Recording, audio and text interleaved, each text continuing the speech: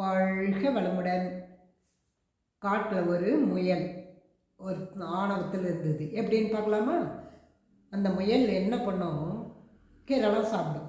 எல்லா கீரையும் எப்படி எப்படின்னான்றது, மூலிகை கீரை எல்லாமே இருக்குல்ல, அதெல்லாம் எப்படி எது கொடுக்கணுன்ட்டு அதுக்கு ஒரு தெரிஞ்சு வச்சு அங்கே இருக்கிற மிருகங்களுக்கெல்லாம் கொடுத்து என்ன பண்ணோம், நோயெல்லாம் போயிடும். அப்போது சரி, நமக்கு தான் இது எல்லாம் தெரியுது, யாருக்கும் தெரியல. பற்றியா எதை கொடுத்தாலும் சாப்பிட்டு இதுன்றது தான் தெரியுது, அது எப்படின்றது அவங்களுக்கு தெரியல. அப்போ நாம் தான் இந்த காட்டுக்கு ராஜா.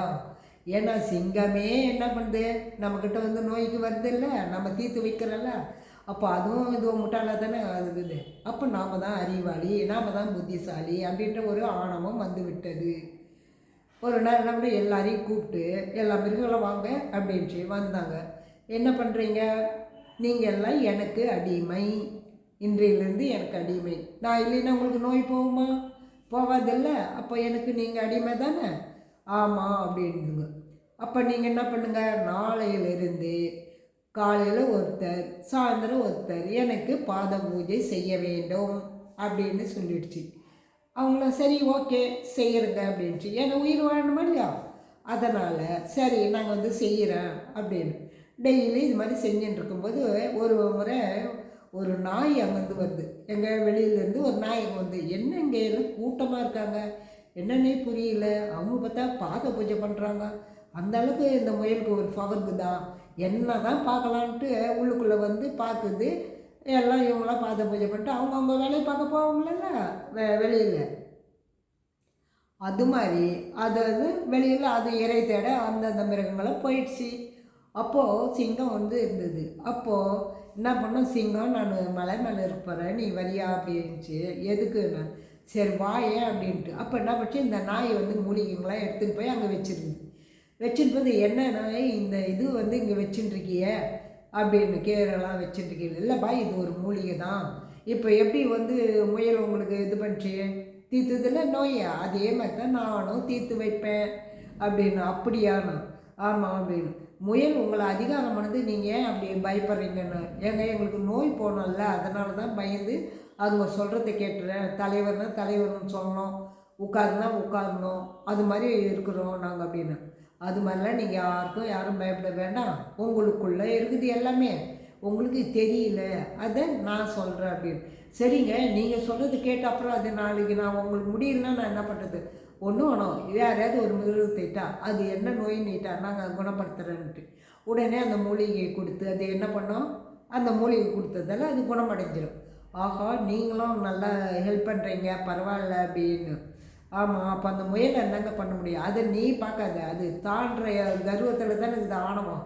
எல்லாம் எனக்கு தெரியும் அதனால நீங்கள் எல்லாம் பயப்படுறீங்க, உங்களுக்கும் எல்லாம் தெரியும், அது நீங்கள் ஒற்றுமையாக இருந்து செய்யலாம் அப்படின்னு. அப்படியா? இப்போ அதுக்கு என்னங்க பண்ண, நான் முயலை போய் பார்த்துக்கிறேன் அப்படின்னு. சரிங்க அப்படின்னு. அப்புறம் முயலை போய் அது பார்த்த உடனே என்ன இது என்ன பண்ணால் ஒன்றும் தெரியாத மாதிரி அவங்க பயந்த மாதிரி, முயலை நான் வந்து பாத பூஜை பண்ணட்டுமா? ஓஹோ, நீ வெளியூர் இங்கே இருக்கிறவங்களே இதுன்றாங்க, வெளியூர்லேருந்து வந்து என்னை பற்றி தெரிஞ்சுக்கிறேன்னா நீ எவ்வளோ புத்திசாலி, பரவாயில்ல, நீ எனக்கு இது பண்ணு, பாத பூஜை பண்ணணும். சரி, பாத பூஜை இது நாய் பண்ணிவிட்டு என்ன பண்ணோம், எதுக்கு சொன்னாலும் செய்கிற முயலே அப்படின்னா.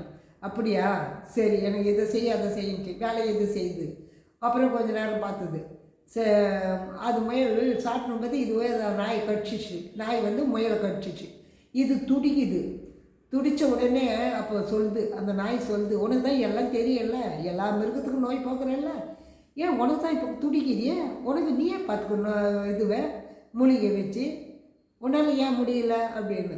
முயல் வந்து ஐயோ, இது நம்மளோட பெரிய புத்திசாலி பழகுது, அப்போ நாம் இங்கே இருக்கிறத விட நம்ம ஓடி போயிடலான்னு சொல்லிட்டு அந்த காட்டை விட்டு ஓடிடுது.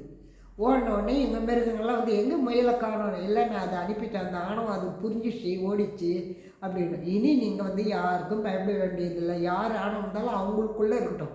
நீங்கள் ஒரு பயப்படுறதால தான் அவங்க ஆதிக்கம் அதிகமாகிடுது. யாருக்கும் நீங்கள் பயப்பட வேண்டிய அவசியம் இல்லை, உங்களுக்குள்ளே திறமை இருக்குது. புரிஞ்சுக்கிறீங்களா? அது மாதிரி தான் நம்ம மனுஷனாக பிறந்த நம்ம எல்லாரும் பணம் வச்சுருவங்களுக்கு அடிமை என்ன செய்கிறாங்க, வேலை வாங்குறாங்கல்ல, அவங்களோட இது பணம் இருக்கிறது தானே, அதுக்குள்ள நீங்கள் பயப்பட, உங்களாலே முடியும், நீங்கள் தனித்து வாழ முடியும். அப்படி ஒரு எண்ணத்தை நீங்கள் போட்டு ஏதோ தொழிலோ இல்லை வீட்டில் வேலையோ ஏதோ நீங்கள் செஞ்சு பாருங்கள். யாருக்கும் பயப்பட வேண்டிய வேலை இல்லை. அவங்க ஆணவம் அவங்களுக்குள்ளே அடங்கிவிடும். வாழ்க வளமுடன்.